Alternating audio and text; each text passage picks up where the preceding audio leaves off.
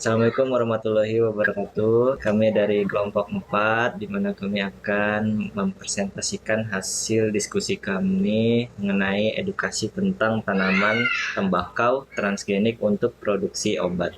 Di mana anggota kelompok kami terdiri dari Agista Putri Fajarani dan juga saya sendiri Jelani Mutakin, lalu ada Muhammad Rama, lalu ada Siti Hujaimah, lalu ada Kurnia Dewi Budi dan juga Yudhitya Amanda. Kita akan membahas tentang konsep dasar transgenik, contoh produk nyatanya tanaman transgeniknya bagaimana, lalu manfaat dan tantangannya, dan juga proses produksi obat dari organisme transgenik, lalu keunggulannya bagaimana. Konsep transgenik tanaman yaitu ada satu, identifikasi dan isolasi gen target gen dengan fungsi tertentu diisolasi dari organisme sumber. Yang kedua ada konstruksi DNA rekombinan, yaitu gen target dirangkai dengan promotor, terminator, dan marker seleksi.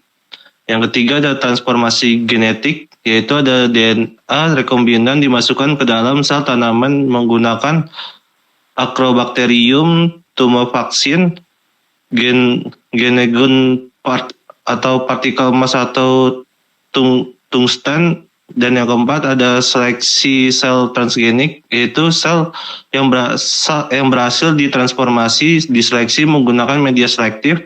Yang kelima ada regenerasi tanaman, yaitu sel transgenik digenerasi menjadi tanaman utuh melalui kultur jaringan. Dan yang keenam ada karakterisasi dan uji stabilitas, yaitu meliputi analisis molekuler PCR, Schoenberg, ekspresi gen, dan pewarisan sifat. Baik, selanjutnya setelah kita mengetahui bagaimana suatu teknologi transgenik itu, nah yang berikut adalah contoh nyata dari teknologi transgenik yang diterapkan di tanaman.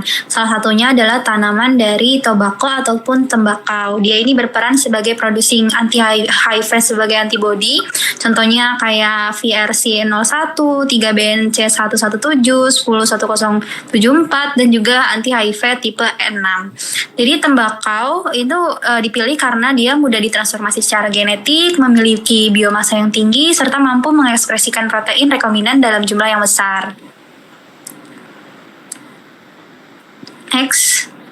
Nah, ini didukung juga oleh beberapa penelitian. Salah satunya ada dari Granditz dan kawan-kawan pada tahun 2023. Mereka ini meneliti gen pengode antibodi anti-HIV manusia yang diekskripsikan secara transien pada daun tembakau menggunakan bakteri Agrobacterium tumefaciens. Nah, tanaman ini kemudian berhasil menghasilkan antibodi dalam jumlah yang tinggi. Satuannya bisa miligram per kilogram biomasa yang segar dalam jumlah yang besar. Nah, ini juga ada aktivitas netralisasi HIV yang setara dengan antibodi dari sel mamalia. Lalu ada penelitian oleh Moore et al. Tahun 2021, dia antibodi anti-HIV 6 ini, tipe N6 ini berhasil diproduksi pada tumbuhan tembakau dan menunjukkan aktivitas netralisasi kuat terhadap berbagai strain HIV dengan karakteristik fungsional yang sebanding dengan sistem produksi sel mamalia. Nah, keunggulannya apa sih? Yang pertama yaitu dari aspek efisiensi biaya produksi. Sistem ini terbukti lebih ekonomis dibandingkan sistem berbasis sel mamalia karena tidak memerlukan bioreaktor steril dan media pertumbuhan yang kompleks. Dengan demikian, biaya terapi dapat ditekan terutama untuk negara berpenghasilan rendah hingga menengah yang menanggung beban epidemi HIV paling berat. Kemudian yang kedua, dari segi skalabilitas dan kecepatan produksi, sistem transient expression pada tanaman mampu menghasilkan antibodi hanya dalam hitungan hari hingga minggu. Proses ini juga dapat di-upscale dengan menambah area penanaman ataupun pemanfaatan greenhouse. Keunggulan ini menjadikan platform tanaman relevan untuk pengembangan mikrobisid maupun imunoprofilasi berbasis antibodi. Kemudian yang ketiga yaitu kualitas produk antibodi. Antibodi yang dihasilkan dari tanaman mampu mempertahankan aktivitas netralisasi terhadap berbagai strain virus.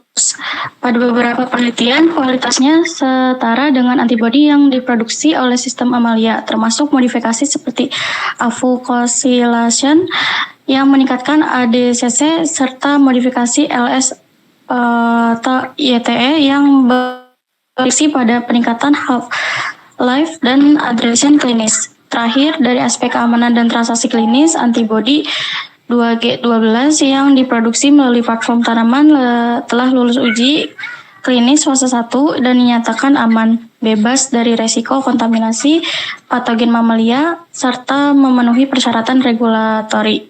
Hal ini menunjukkan bahwa platform tanaman tidak hanya feasible secara ilmiah, tetapi juga memiliki potensi translasi klinis yang kuat. Oke, di sini ada manfaatnya. Di mana yang pertama adalah sumber obat biologik yang aman untuk manusia, di mana pada penelitian Moore et al. 2021 dia menjelaskan bahwa hasil dari tanaman tembakau transgenik itu aman dan juga ditoleransi dengan baik dan juga bisa sampai ke uji fase klinik, ya, uji klinik fase 1 tanpa efek samping yang serius. Dan juga yang kedua, pencegahan penyakit menular HIV. Tentunya dalam penelitian tersebut dia digunakan tanaman transgenik ini digunakan sebagai mikrobisida intravaginal yang bekerja secara langsung di lokasi masuknya virus HIV. Jadi langsung ke targetnya. Dan yang ketiga ada pemanfaatan tembakau yang lebih bermanfaat bagi kesehatan. Menggunakan tembakau itu identik dengan rokok, ya. Nah, di sini kita bisa menunjukkan bahwa tanaman tembakau itu bisa loh jadi tanaman transgenik, bentuknya produk obat, ya. Lalu kualitas produk setara dengan standar farmasi. Dan juga yang terakhir mendukung perkembangan terapi masa depan. Kemudian di sini ada tantangannya mencakup 3 aspek, yaitu yang pertama ada etika, keamanan, dan regulasi. Dari etika yang pertama ada penerimaan masyarakat terhadap tanaman transgenik.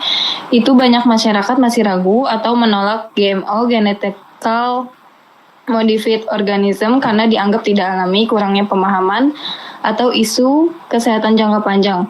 Kemudian yang kedua ada kekhawatiran penyalahgunaan tanaman transgenik. Tanaman transgenik dikhawatirkan disalahgunakan, misalnya untuk tujuan non-medis atau tidak sesuai izin, sehingga menimbulkan resiko sosial dan keamanan. Yang ketiga ada stigma tanaman tembakau. Tembakau sering digunakan sebagai inang produksi protein rekombinan, tetapi memiliki citra negatif karena identik dengan rokok dan penyakit sehingga menimbulkan resistensi etis. Kemudian di aspek keamanan, poin pertama ada perbedaan glikosilasi protein tanaman.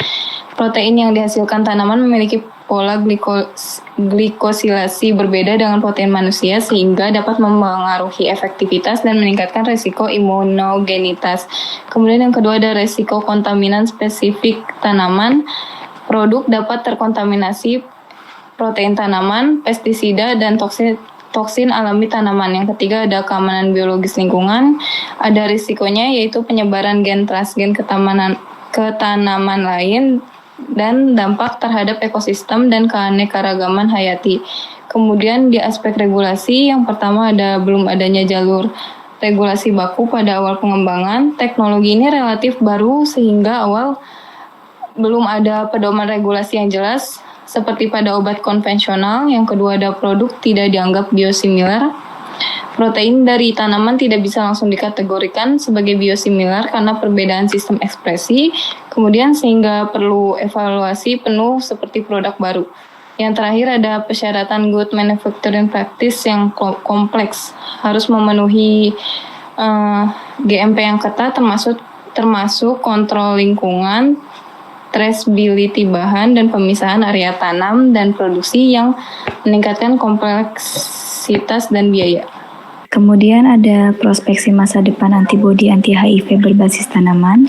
Yang pertama yaitu Nicotiana spp berpotensi sebagai platform produksi antibodi anti-HIV yang terjangkau dengan fungsi setara sistem sel mamalia. Kemudian antibodi penetral luas atau broadly neutralizing antibody seperti VRC01, 2G12, N6, 3BNC117, 101074 itu dapat diekspresikan stabil dan juga tetap aktif secara biologis. Lalu keunggulan utamanya yaitu skalabilitas tinggi dan efisiensi biayanya itu cocok untuk negara berpendapatan rendah sampai menengah. Lalu rekayasa glikosilasi dan modifikasi Fc meningkatkan aktivitas imun, ADCC, dan efektivitas eliminasi sel terinfeksi. Kemudian pengembangan antibodi generasi lanjut dan protein fusi Fc itu berpotensi menurunkan frekuensi dosis dan meningkatkan kepatuhan. Lalu yang terakhir yaitu keberhasilan uji klinik fase 1 itu memperkuat peluang standarisasi GMP dan komersialisasi global. Oke, baik. Sekian dari presentasi kami, di mana kami membuat video tugas presentasinya. Kurang lebihnya mohon maaf. Assalamualaikum warahmatullahi wabarakatuh.